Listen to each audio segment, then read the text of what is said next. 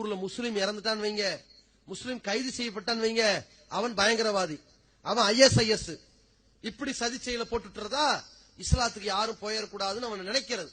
இது ஒரு பக்கம். இன்னொரு பக்கம் என்ன, இந்துக்கள் யாராவது கொல்லப்பட்டான்னு வைங்க, இதுதான் அவனுக்கு சான்ஸ், கலவரத்தை உண்டாக்கலாம், பெரிய ஊர்வலத்தை உண்டாக்குவோம், அதன் மூலமாக கோயில்களை ஏதாவது பள்ளிவாசல் மேல பெட்ரோல் குண்டை வீசுவோம், முஸ்லிம் கடைகளா பார்த்து சூறையாடுவோம் அப்படின்னு நினைக்கிறான். இவன் என்னைக்கு செஞ்சுக்கிட்டு இருக்கான்னு பாருங்க. தமிழகமும் கேரளாவும் பாஜகவுடைய ஆட்சி கிடைக்கல என்று வெறி பிடித்து காத்து கிடக்கிற ஒரு மாநிலம். குஜராத் மாதிரி இந்த மாநிலத்தை எப்ப உருவாக்குறதுன்னு வெறி பிடித்து காத்து கொண்டிருக்கிறார்கள். அதுல ஒரு வகையில தமிழகத்துல எப்படி எல்லாம் அவன் டார்கெட் பண்ணா, 2012 5வது தேதி 7வது மாசம் 5/7/2012 நாகப்பட்டினத்துல புகழேந்திங்கிறவன கொலை பண்றாங்க. இந்த புகழேந்திங்கிறவன் இந்து முன்னணியை சார்ந்தவன் பேசப்பட்டு அவன் கொல்லப்பட்டதுக்கு யார் காரணம், முஸ்லீம்கள் காரணம் பேர் வச்சுட்டான்.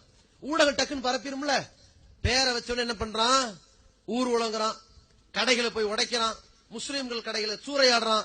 பிறகு செய்தி என்ன வருது, அந்த நாய் கொல்லப்பட்டது காரணம் நில அபகரிப்பு பண்ணி மோசடி பண்ணதும் கட்ட பஞ்சாயத்து பண்ண காரணத்தினால இந்துக்களை அவனை கொண்டிருக்கிறாங்க. ஆனா யார் காரணம் இல்ல, முஸ்லீம்கள் காரணம் இல்ல. செய்தி வெளியாயிடுச்சா, அதோட படுத்துட்டாங்க. அவர் வெளியே வரல. இன்னைக்கு சோசியல் மீடியா இருக்கிறனால தான் இவனுடைய சதி வலை ஓரளவுக்கு பின்னப்பட்டாலும் அப்படியே கிழிந்து செதறுகிறது, அவனுடைய முகத்திரை கிழிந்து விடுகிறது. ஆனாலும் கூட அவன் எங்கெல்லாம் சதி செய்ய ஆரம்பிச்சிருக்கான்னு பாருங்க. 2012 நடந்துச்சா, அடுத்து 2013 பரமக்குடியில முருகன்கிற ஒருத்தனை கொல்றாங்க. முருகன் கொல்லப்பட்ட உடனேயே பரமக்குடியில பயங்கரமான பிரச்சனை கிளப்புறான், முஸ்லிம்களுக்கு அச்சுறுத்தலை ஏற்படுத்துறான். அந்த நேரம் பார்த்து என்ன ஆகுதுன்னா, பிடிபட்டுறாங்க. யாரு, 2 பேர். பிடிபடுறவன் பேர் என்ன, அவன் பேரு ராவுத்தர்கனி எல்லாம் கிடையாது, ராஜபாண்டியன். இன்னொருத்தன் பேர் என்ன, மனோகரன். எந்த பிரச்சனைக்காக கொலை பண்ணிருக்கிறாங்க, இவனும் அதே ரியல் எஸ்டேட் மோசடி கொண்டிருக்கிறாங்க. பிரச்சனை ஓந்திருச்சு. பிரச்சனை வந்தா எவன் எங்க செத்தாலும் காரணம் முஸ்லீம். எப்படி கொண்டு வராங்க பாருங்க பிளான. இது ஒண்ணு. அடுத்து 2014 அடுத்த பிளான் எல்லாம் எப்படி வருஷம் கரெக்டா 2012 ஜூலை, 2013 ஜூலை, 2014 ஜூலை அப்படி கரெக்டா வராங்க பாருங்க. சங்கரங்கோயில்ல இந்து முன்னணியுடைய நகர செயலாளர் ஜீவராஜ கொலை செய்யறாங்க.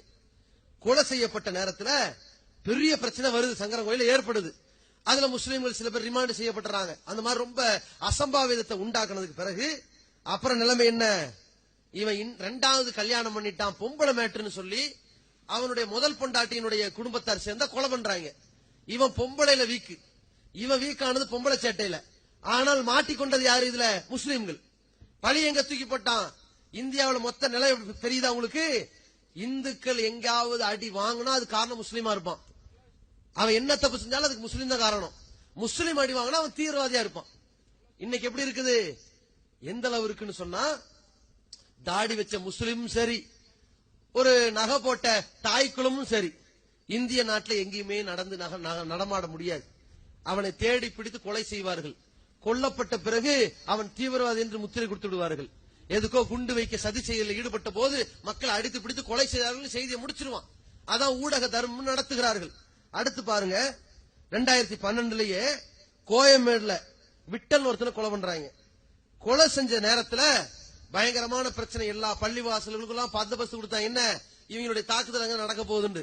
அதுல கொன்னவன் யாரு, இவன் நிறைய பேர்கிட்ட கந்து வட்டி கேட்டு தொல்லை பண்ணி டார்ச்சர் பண்ணி அங்க இருக்கிற பெண்கள்ட்ட எல்லாம் சில்மிஷம் பண்ண காரணத்தினால அவனை முருகன்கிறவனும் சுந்தரபாண்டியனும் கங்காதரன் கொலை பண்ணிட்டாங்க. கொலை பண்ணவன் 3 பேரும் முஸ்லீம் இல்ல, ஆனால் சுமத்தப்பட்ட பழி முஸ்லீம்கள் மீது. பேப்பர்லயும் பத்திரிகையிலையும் ஊடகத்திலையும் பரவனது முஸ்லீம்கள் மேல. அப்புறம் செய்தி பஸ்பமா போயிருச்சா. அடுத்து பாருங்க, 2013 அதே ஜூலை மாசத்துல ராமேஸ்வரத்துல குட்டநம்புங்கிற ஒருத்தனை கொலை பண்றாங்க. குட்டநம்பு அவன் பேரு, அவனை கொலை பண்றாங்க. கொல்றவன் யாரு, 6 பேர் சேர்ந்து கொல்றாங்க. எதுக்கு, ராமச்சந்திரங்கிற ஒருத்தனும் அவனோட ஒரு 6 பேர் டீம் போட்டு தண்ணி அடிச்சு